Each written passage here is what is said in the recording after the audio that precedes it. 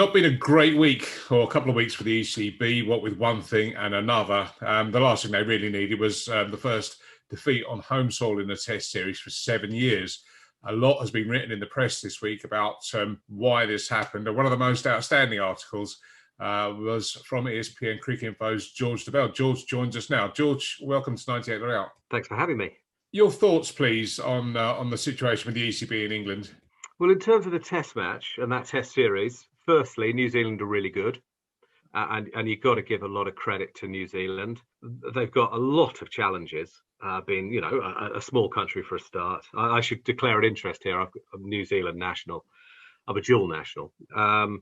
And they don't play a lot of Test cricket at home. They've had to take a quite pragmatic view towards the availability of players. And the point is they've used every disadvantage to an advantage. They've found a way to use their status to unite them, to make them more determined and more proud. England have every advantage. They are overflowing with money, and yet they've somehow found themselves in debt and losing. Bad combination. So, look, we've got to get things in perspective a little bit in that it's England's first home series defeat in 7 years. Doesn't sound so bad. My issue, I think, would be that since 2013, England's record against the best three nations away from home, and by the best three, I mean Australia, India, and New Zealand, is, I think, played 26, won 1. Oof. Oof. Yep. So if you think of England's record in Australia and India in particular over that time, it's pretty gruesome. But it's also pretty gruesome in New Zealand, where they've been bowled out for 50 odd, haven't they? So I think England are flattered by their home record. And that's okay. They're allowed to use home advantage. But the current team management have decided, and I'm not criticising it, but they've decided to try and make themselves a better team away from home by getting rid of home advantage. So they want to play on flat wickets, which don't particularly help their seamers who are very good with the Duke's ball. And it also encourages batters to play long innings, to play that sort of hard attritional, maybe slightly old-fashioned Test cricket that we used to see. And that's absolutely fine. I'm not criticising it. But what it has done is take the mask away from what the England team is. And that combined with the absence of Ben Stokes, because England have won a few games in the last few years, which they had no right to. There's been a Ben Stokes miracle at play. And you can think of several examples: Cape Town, Chittagong, Leeds, obviously. And there will be others where he's just, by force of personality and incredible talent, changed the course of games. And by doing that, he's perhaps allowed people to think that England are a little bit better than they are. Now, my frustration is mainly born from the fact that these were accidents waiting to happen. If you look at when the England team went to number one in the world, 2011, wasn't it? It came after a period when county cricket had been really strong, when the ECB introduced 2 divisions, promotion, relegation, 4-day cricket. That was in 2000. By 2003 or 4, I think it was, Justin Langer was saying, this is the toughest quality domestic cricket I've ever played. And what you saw is players produced in county cricket who were able to go straight into the Test team and perform. And if that sounds like an exaggeration, think back. Matt Pryor, century on Test debut. Alistair Cook, century on Test debut. Andrew Strauss, century on Test debut. Jonathan Trott, century on Test debut. Kevin Peterson and Ian Bell both got 50s on Test debut. Jimmy Anderson got a 5. Graham Swan got 2 wickets in his first over. I could go on. The point being that people were graduating into the Test game ready. Now, you can't claim that's happening now. No. And my issue would be that just little by little, they've weakened our domestic structure when they should have proudly and jealously guarded it. They should have been enormously proud of it and protected it. And instead, they've treated it with contempt. And now, oh my God, look, it doesn't work very well anymore. And if you want examples of that, it probably started with, there are lots of good things about central contracts, but I think they've been overused. It started when players were getting taken out of county cricket to go to the gym. That literally happened. Yeah. It started with young player incentives. Again, well-intentioned, no doubt about it, but it saw counties given a bonus for playing young players. And that meant that if you're over 27, 28, you're in that sort of dangerous category. You either have to be really, really good, or you're probably struggling to retain your contract. And that meant that some good players, some experienced players, were no longer there. They weren't necessarily going to play for England, but they increased the general standard and knowledge base of the game. So they got rid of that. They campaigned against coal packs. Again, you can understand why, but let's not pretend that some coal packs haven't been fantastically valuable for the English game. And I'll give you some examples. Murray Goodwin. You can't tell me, or actually Simon Harmer would have been a good example until very recently. You cannot tell me that having those people in county cricket isn't a benefit. They changed the rules about overseas to make it more difficult. You know, Viv Richards wouldn't qualify for Somerset if he was starting his career now. How does that help? And a combination of all these things. At the same time, then the big things, they've changed the schedule so that they played county cricket with a Tiflex ball for a while. You might as well play it with one of those crazy balls. Basically, they have changed the standards again and again so that the gap between county and international has become vast. Now, I love county cricket. I don't want to seem as if I'm blaming county cricket, because I really don't feel I am. I think county cricket is the solution, and I think it's been impoverished by appalling ECB tactics, because I think the people running the game don't have an appreciation for what they are meant to be governing. And that has led to the situation we're in today. I'd like to ask a question about the ECB. I was watching Sky Sports' excellent documentary Spinwash 93 about that quite incredible tour to India. And it just reminded me of possibly a bygone era where press conferences were overseen. On that particular occasion, Ted Dexter, who was in charge of the then TCCB, was basically in charge of the press conference and any announcements or any communications. Especially over this last few weeks, the ECB involvement seems to be almost invisible, and Joe Root seems to be thrown to the lions every time, or if it's not him, it's Silverwood. Where is the steady hand on the tiller? Well, that's a really interesting question. I felt bad for Joe Root this week, and I have done a few times recently, in that he was put up to explain that performance. And while there are lots of fair criticisms of the current team and current players, of course there are, as I've suggested, the roots go further back than that. And I don't think that a lot of that is Joe Root's fault. You know, it's blaming the postman for the rubbish letter you receive. It's just not fair.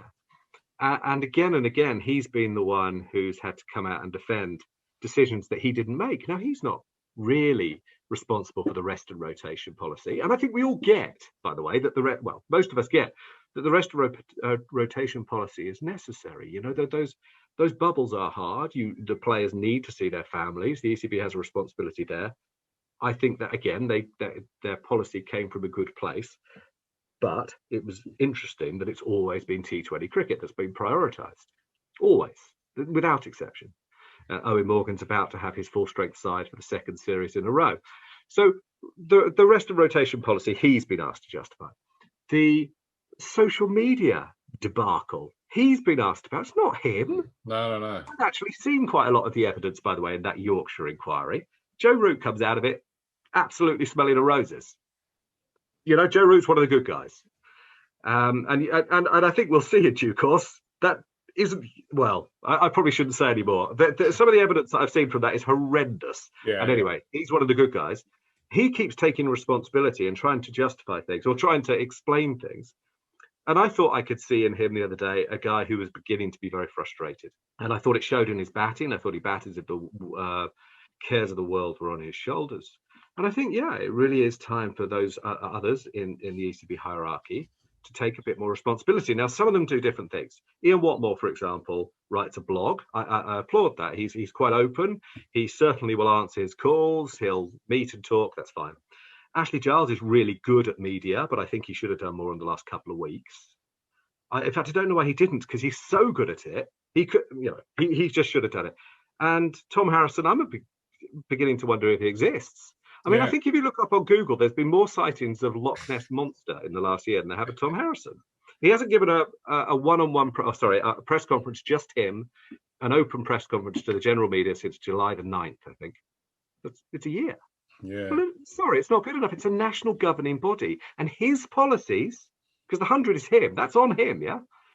His policies are creating the mess we have now. Equally, he should be explaining, why is this Yorkshire inquiry going on so long? What is going on with the social media debacle? I'll use the same word again. Because basically what the ECB there did, they put out a statement saying, we've had a review, and at the end of the review, we've decided to have a review. just come out and say stuff. Say, racism's rubbish. I know that the statement sort of says that, but he needs to come out, and he needs to be a leader, and he needs to explain things. Now, not everyone will agree, but actually he is quite an eloquent guy. While I don't agree with the 100, he actually explains it relatively well. Come and do that. Come and take some responsibility. And at the moment, I feel that they're using Joe Root, as they did Alistair Cook, as a human shield. Do you remember how Alistair Cook was used all those times to explain away the Kevin Peterson decisions? 2014, what a year. Yeah. Right, and it was always him. And it had this drip effect in kind of diminishing him as a batter eventually, and a captain, obviously. I think they're doing the same thing again. I think some of those other people with the big salaries and big titles need to stand up and take some responsibility. Yeah, I do. The thing is that you accept some responsibility when you take the job. I mean, absolutely. And if he's part of the KP decision, he fronts up and talks about it. But when they are not, then it's not like he was the only person responsible, and yet he was the only person trying to explain it. And it was partly because every time Paul Downton spoke, or God forbid, Colin Graves, they put their foot in their mouth more than ever. Do you remember, for months and months, the ECB talked about, there's probably no way back for Kevin. And then Colin Graves comes in and says, yeah, there's a way back for Kevin. I've spoken to him and said, go for it. And all of a sudden, it's chaos. And so that's why they get nervous about talking. But actually, the guys they have now, Ashley Giles and Ian Watmore, are very eloquent. And I think that they would take a lot of pressure off their captain. And it's not just their captain, every time there's a press conference, it seems to be a player or coach. So we're asking people like Rory Burns, tell us about the social media history of England. Well, it's an unfair question, isn't it? And we can't not, because that's the topic of the day.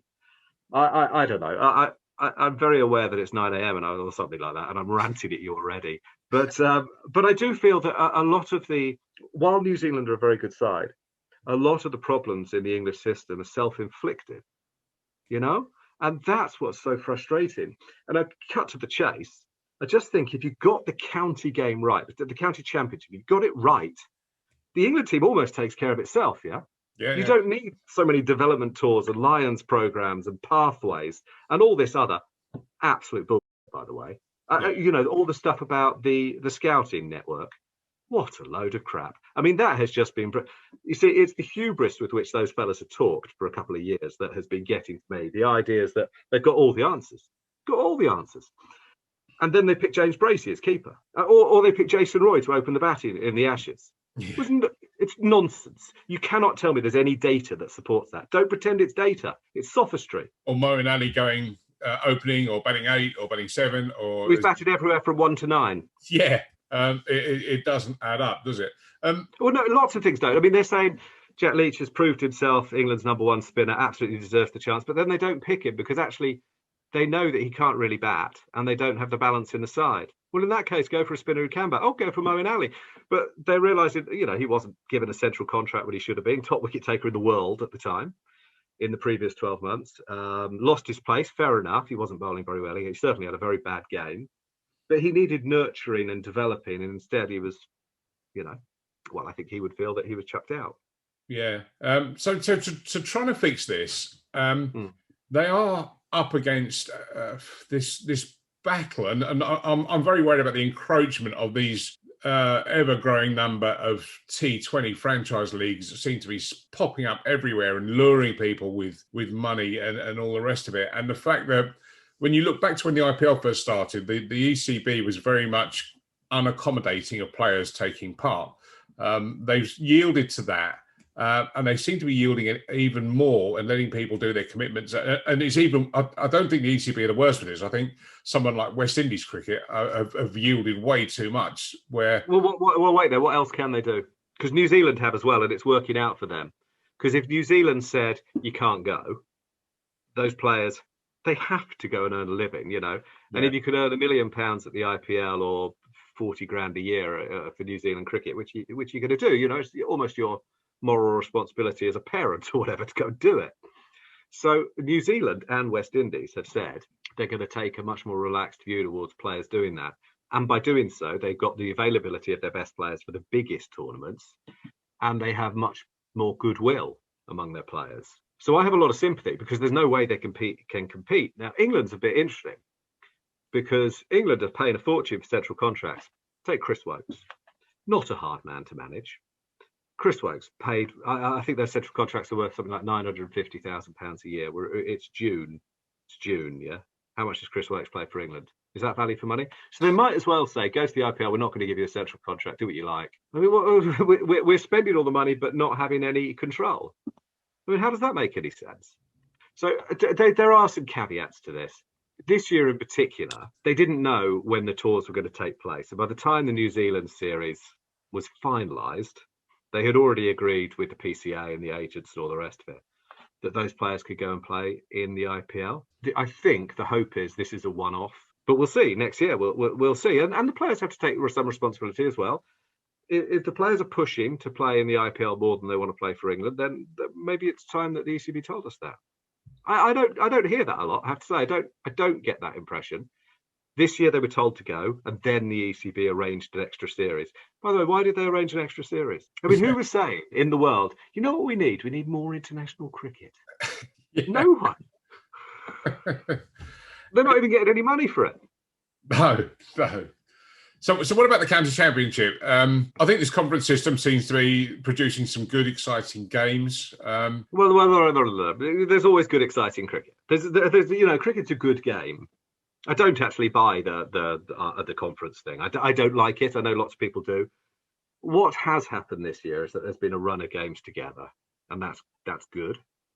I think generally, with one or two exceptions, Kent being one, that the best sides have risen to the top anyway, and there wouldn't be a lot of difference between the divisional setup and the conference. But I worry about what happens next when they go into the divisions. Look, I tell you what I think's happening. I think that they're trying to get rid of some counties by stealth. Yeah, I really do. Yeah. I think that's what the 100 is about. And I can't believe the counties are so damn stupid that they voted for a system where 6 of them will be in the 3rd division. Because if you're in the 3rd division and you're not hosting a 100 side, you're going to find it very difficult to have a voice. And this is my worry. The ECB don't see. I think the 100 will change in a few years, because I suspect it might not work as the 100 and it'll become a T20 tournament. Doesn't matter. I don't care whether it's T20 or 100. My issue is that the counties aren't included. So instead of, when it's a T20 competition, probably they'll say, you know what, there's room for a couple more teams. It's much easier to add than it is subtract. Yeah, they don't have to cut. You don't have to kill. You don't have to dig up a rose to kill it. Yeah, you just stop watering it.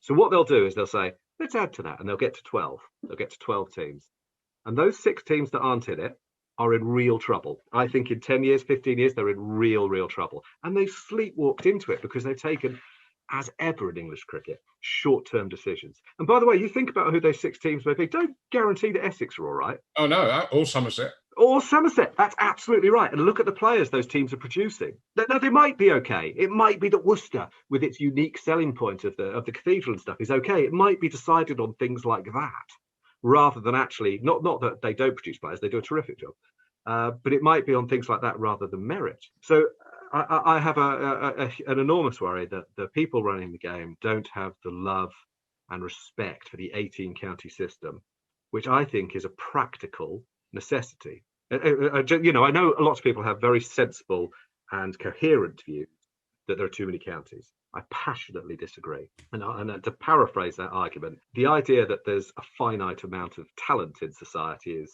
very, very naive. The more centres of excellence in the form of counties you have, looking, developing, nurturing talent, the more talent you'll find.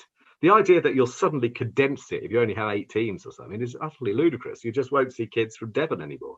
And look how important they've been in the Somerset side. So I don't think they've realised what a precious gem of a competition they had in the county championship. And I think they've treated it with disrespect. And, just as if you don't look after your car, it breaks down. That's what's just happened. Bring the conversation full circle. What do you think England or the ECB could learn from a country like New Zealand in terms of the fact that New Zealand has such finite resources, such finite pool of talent, which is also manifested in rugby, but that's a slightly different conversation. But what could we learn from them as to how to produce excellence? A really good question, and I don't know the answer, because I think that in many ways, I said this in another format yesterday, and I got irritated messages from New Zealand. But I think in many ways New Zealand cricket would swap with English cricket, because obviously English cricket does really well with its crowds. You know, I think it's basically the only country that sells out its Test cricket regularly. Yeah. It plays a lot of home cricket. It produces a lot of money. It has incredible resources. So all those things should lead, you know, to a good team, a good strong team.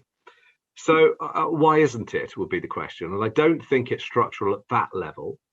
I think it's because there is a layer about 2/3 of the way up the management structure, which is the coaching nonsense, the scouting nonsense, the to some extent the racial divide, which definitely has existed within the game, which isn't allowing all the best talent to flourish. It has got an awful lot of sort of management who are making decisions which I think only get in the way. I don't know that there's masses that you can learn from the New Zealand system, because I kind of think that New Zealand does it despite their system, because cricket isn't even the second biggest game in New Zealand. Yeah, I mean, it's rugby league, rugby union, touch rugby. I don't know how many forms of rugby there are. Sevens, you know, they all come ahead of cricket. But that New Zealand mentality, and I know it's a cliche, but I do think there's a sort of warrior mentality, and I think there's a pride, and I think they've all bought into it. You know, as I say, I think they've more made positives out of the negatives. I hope that doesn't sound patronizing. It's really not meant to. Whereas England have made negatives out of their positives. Okay, and just before you go, just looking forward and trying to be sort of looking at England for the rest of the summer, India on home soil up next. It was a good series last time in 2018. It was a really good series, and England will be hopefully strengthened by the return of Ben Stokes and presumably Joss Butler. But, you know, I think India are favourites at this stage. I think England have got a real tough year ahead of them, in that, you know, they play India, who are really hungry for it, and will have warmed up. It's the wrong expression, but will have acclimatised a bit through a really tough game against New Zealand. So I think England face a real fight this year, particularly if they're going to stick to their guns or not particularly using home advantage. Again, I'm not criticising that. It's not what I do, but I kind of respect it. You see, I think Chris Silverwood's a good guy. I think that his logic is sound. He's basically saying, if we want to win in India and Australia, we have to have bowlers who can get wickets on flat wickets. We have to have batters who can bat big and long. He's right. So he's saying you acclimatise now. So you could argue that it's far too early to judge the England side right now, because they've just started playing a new way, and it will take a while to unpick and build that better. So that's completely reasonable. That might be what happens. But I think doing that against India is extremely high risk, because they're really good, really hungry, and I think they're favourites. I also think that going to Australia looks at the moment extremely difficult. Yeah. So, you know, England have got 10 tests ahead of them against two of the best three sides in the world, the best four sides in the world. You know, I'll let your listeners decide what the outcome of those 10 tests will be. But if England won 5 of them, I think they've done extraordinarily well. Do you think we have an idea about who's going down under at this stage, or are we still fiddling? Definitely fiddling now, because I think the top 5 who played this test series was the penciled in top 5. And I think 1 or 2 of them may have played themselves out of that role. You know, personally, I'd be tempted to stick with Zach Crawley. I don't think he's very far away. I am a bit worried about Ollie Pope in particular, because I think he's got technical problems, but I don't think he knows where to go. You know, so I don't know who's coming in. I mean, going back to the whole systemic thing, who was the last specialist batter to come into the England Test side and do well, indisputably well? Well, it was Joe Root. Yeah. I mean, it was Joe Root, wasn't it? Other people have come in and done well briefly, flattered for a bit, and then faded away. But the last one who's come in and nailed it is Joe Root, and he made his debut in 2012. So we've gone almost a decade without producing a top international red ball batter. And you know about the prioritisation of white ball cricket. It is very clear, and that's okay. But I don't understand why you couldn't have focused on two forms at the same time. And by the way, I mean, there is a solution. There's a solution. You just got to stop playing cricket in windows. And I know the players bloody love windows. They love it. That's great. The players have had their go. It hasn't worked. You've got to go back to playing championship cricket all through the season. And yeah, play T20s on Friday nights, or, you know, with local variants. That's what spectators generally want anyway, all feedback. You could have played, the Sunday League was very popular. It's not all about the players. They're a hugely important voice. They're massively important. You've got to respect that. But what about spectators? What about results? So playing in the window hasn't worked. So I would go back to playing T20s on sort of Friday nights with local variation. You know, in Lords, for example, you might want to play on a Thursday. I would try and play championship Monday to Thursday where possible. I know that some people say that, you know, they can't come and watch, but, you know, the figures would suggest they're not really coming on Saturdays and Sundays either. And I would have an FA Cup involving the national counties knockout, and I'd have given it to the BBC, but maybe not the BBC, to a free-to-air. I'm not sure the BBC deserve it. But and so there were other solutions. Equally, I'd have invested in the nations around England by having a Five Nations. Maybe you could have a T20 Five Nations tournament in May bank holidays. I mean, you really could. You could do this. You could play, and by doing that, you could also maybe argue that Glamorgan should become Wales and, you know, stop being part of English cricket, because it's not working. It's not working on any level. They're not producing players. They're not producing funds. They're not getting crowds. It's not working. We tried it. It's not working. I want to see cricket in Wales flourish. Let's go another way with it and let the ECB fund it for 10 years. So there are all sorts of other ideas that can work, you know, practical ideas. And instead, we've gone into the casino. We've bet the bloody farm on the 100, and it was completely unnecessary. And I just don't know. I mean, every day there's another withdrawal of a top player, you know. And by the way, I don't want them saying, oh, it's very difficult, you know, in COVID and stuff. This tour, the Australia and the Caribbean tour, it's been in the FTP, Future Tours Programme, for years. I mean, it's been there for years. I remember writing about it in 2018. So, you know, the idea that, oh, look, it's just popped up. They're just lying. There's a reason why it's difficult to get the very best international players to spend a lot of time in playing county cricket these days, because the international schedule is relentless. So the idea that they're somehow being unlucky is nonsense. It was a flawed concept. Now, I don't have any issue with playing over 100 balls. I really don't. And if it fits in the broadcast window, I kind of get that. But the fact that it's 8 counties, the fact that they're actually making a financial loss on it, whatever they say, I mean, you know, it's such an unnecessary gamble. And the T20 format is great. It's, you know, cricket's a good sport. That we can be optimistic in the long term that we have a really good game. And all we need to do is get people to see it, and it'll probably work out all right. And I think you can put back the damage done by the ECB quite quickly. But it would probably take a change of regime and some humility. And I don't see that either of those are massively apparent right now. George, some really, really interesting ideas there, and a lot. I've ranted at you, haven't I, Darren? I'm really sorry. That's fine. It's absolutely fine. Great stuff, and I'd encourage anyone listening to this to give us your feedback on George's ideas, because some really excellent stuff there. George, thank you for your time. Thank you for having me. Really nice to talk.